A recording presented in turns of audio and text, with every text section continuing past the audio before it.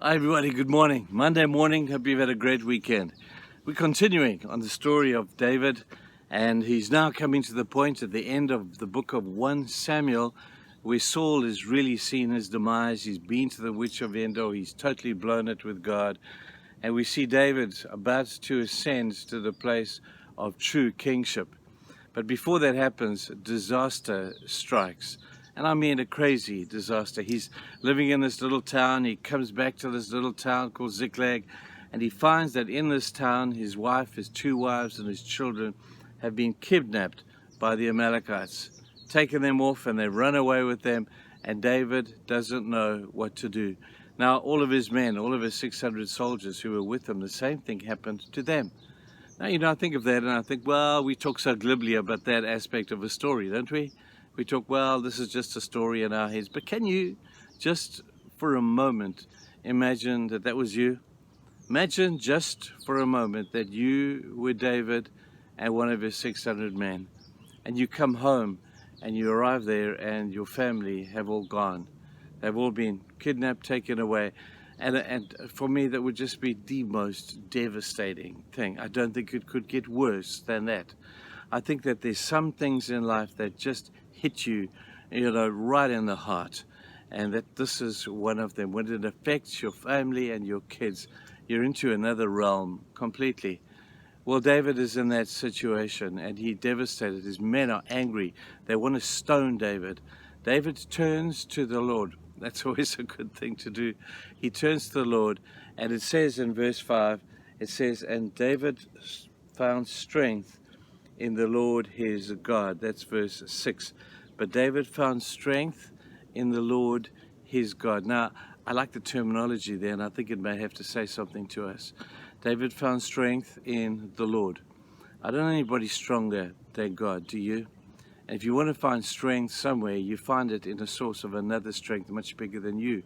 I don't know anybody bigger than me, don't know anybody stronger than me, and I just know that God is the greatest source of strength at a time of absolute crisis like David was going through.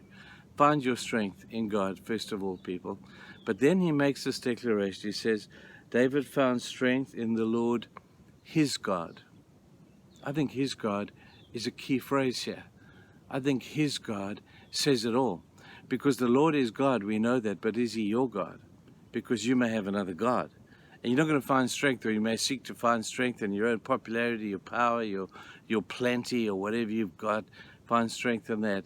There's no one stronger than God. But when we look to find strength in the Lord, the question we have to ask is he our God?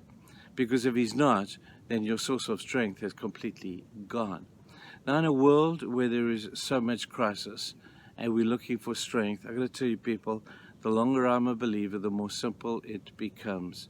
We find strength in the Lord, but first of all, he's got to be our God. He's got to be number one. He's got to be the one who we value the most. He's got to be the one that we hold up highest, the one that we obey at all times. And when we can say, he's my God, that's when your source of greatest strength is to be found. Maybe today, I don't know, maybe today you're in a crisis of huge magnitude. Maybe you're in a crisis today that is just blowing your mind, and it might fall into the realm of a David type crisis right here. Well, let me encourage you today.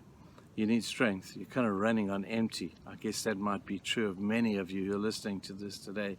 You're trying to find strength in yourself. You're trying to find it in somebody else or something else, and you are running on the fumes. Well, my suggestion to you today is find your strength in God. He's the source of great strength. Just read the scriptures about his immense power. No power shortage with God. But the question is not about his power. The question is about your commitment to him. Is he your God? I hope he is. Have a fantastic day, people. Look forward to seeing you again tomorrow. Bye now.